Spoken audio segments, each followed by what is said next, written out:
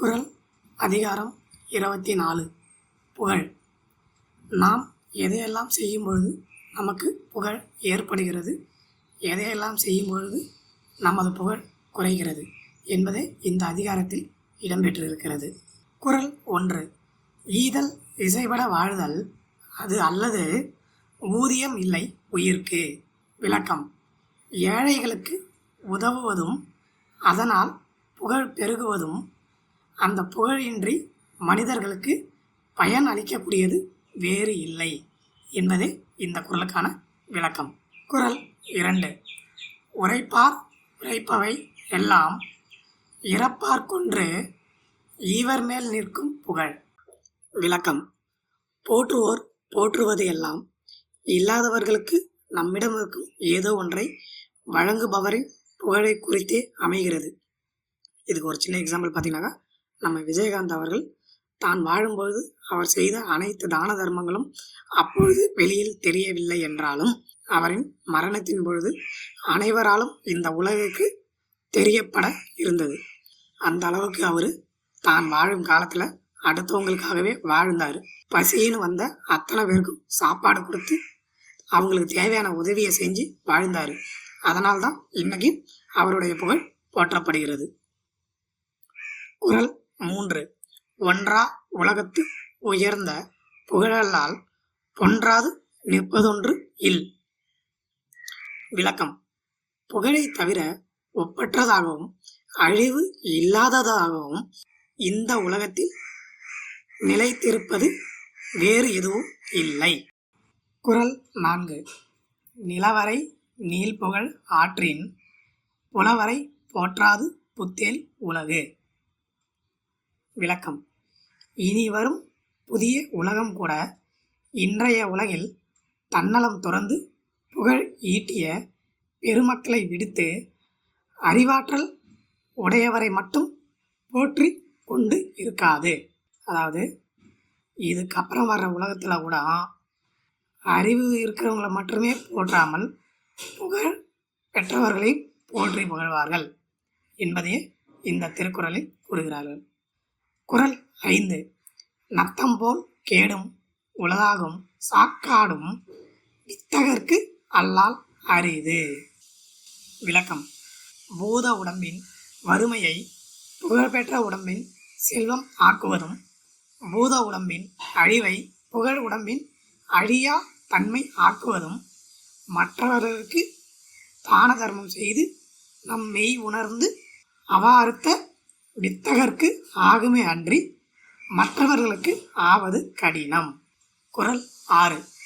தோன்றின் புகழோடு தோன்றுக அஃதிலார் தோன்றலின் தோன்றாமை நன்று. இந்த குறளுக்கான விளக்கம் நிறைய பேர் கேட்டிருப்போம்.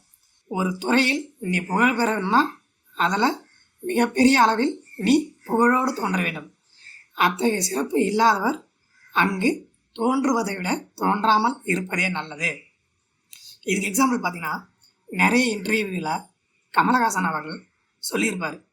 எங்கள் வீட்டில் சொல்லுவாங்க, நீ ஒரு கக்கூஸ் கழுவுனா இருந்தாலும் ஒன்றை மாதிரி பெஸ்ட்டாக யாராலுமே அந்த அளவுக்கு க்ளீனாக வச்சுருக்க முடியாது, அப்படிங்கிற அளவுக்கு உன்னோட வேலையில் நீ சிறந்து விளங்கணும் அப்படின்னு அவங்க வீட்டில் சொல்லுவாங்க. ஸோ நம்ம என்ன வேலை செய்கிறோம், சின்ன வேலையா பெரிய வேலையா, நம்ம ஒரு பில்டிங் கட்டுறவங்களா இருந்தாலும் சரி, ஒரு சின்ன கூரை வீடு கட்டுறவங்களா இருந்தாலும் சரி, நீ கட்டுற மாதிரி வேறு எவனாலையும் பெஸ்ட்டாக கட்ட முடியாது. அப்படிங்கிற அளவுக்கு நம்ம வேலையில் பெஸ்ட்டாக இருக்கணும் அப்படிங்கிறது தான் இந்த குறளுக்கான விளக்கம். குறள் 7. புகழ்பட வாழாதார் தன்னோவார் தம்மை இகழ்வாரை நோவது எவன். அதாவது புகழ் பெருகுமாறு அவனால் வாழ முடியல அப்படிங்கிறதுக்கு காரணம் அவன்தான் அப்படின்னு அவன் மேலே அவன் வருத்தம் கொள்ளாமல் எப்போ பாரு அடுத்தவன் மேலே பழி போடுறவன் வருத்தமாக இருக்கிறது ஏன்? நீ எப்படியும் மற்றவங்க மேலே பழி போட்டு தான் போகிற. அப்போது யார் மேலே பழி போட்டு நீ சந்தோஷமாக இருக்கலாமே, எதுக்கு ஃபீல் பண்ணிக்கிட்டு இருக்க அப்படிங்கிறது தான் இந்த குறளுக்கான விளக்கம். குறள் 8.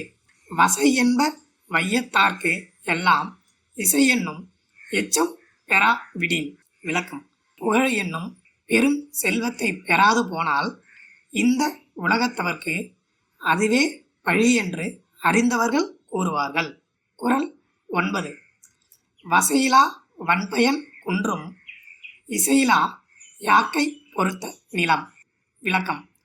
புகழ் எனப்படும் உயிர் இல்லாத வெறும் மனித உடலை சுமந்தால் இந்த பூமி கூட நல்ல விளை நிலத்தை கொடுக்காது, இருக்கிற நிலத்தையும் விளை நிலமாக கருதப்படாது. அது விளைய புண்ணிய இல்லாத நிலமாக தான் ஃபீல் பண்ணும் அப்படிங்கிறத தான் இந்த குறளை சொல்கிறாங்க. அதனால தானோ என்னமோ சுடுகாடெல்லாம் ஊருக்கு ஒதுக்குப்புறமாகவும் தனியாகவும் வச்சுருக்காங்க. குறள் 10. வசையொழிய வாழ்வாரே வாழ்வார், இசையொழிய வாழ்வாரே வாழாதவர். விளக்கம். தன்மீது பழியின்றி புகழோடு வாழ்பவரே உயிரோடு வாழ்பவர். அந்த புகழ் இன்றி பழியோடு வாழ்பவர் இருந்தும் இல்லாதவரே. ஆனால் இன்னைக்கு நாட்டு நிலமா அப்படி கிடையாது. யாருக்கும் தீங்கு நினைக்கக்கூடாதுன்னு நினைக்கிறவங்களாம் கஷ்டப்படுறாங்க.